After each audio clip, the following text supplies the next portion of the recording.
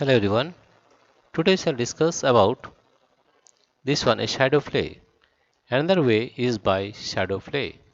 Shadows are a good way to illustrate how three-dimensional objects can be viewed in two dimensions. Have you seen a shadow play? It is a form of entertainment using solid articulated figures in front of an illuminated backdrop to create the illusion of moving images. It makes some indirect use of ideas in mathematics. Here you see, you will need a source of light, a few solid shapes for this activity. If you have an overhead projector, place the solid under the lamp and do these investigations. Keep a torchlight right in front of a cone. What type of shadow does it cast on the screen? The solid is three-dimensional. What is the dimension of the shadow? If instead of a cone you place a cube in the above game, what type of shadow will you get?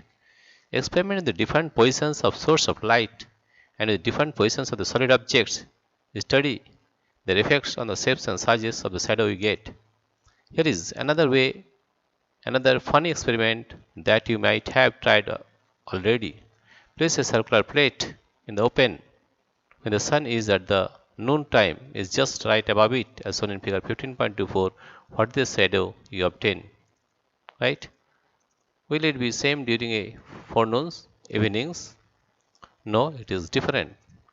Study the shadows in relation to the position of sun and the time of observation.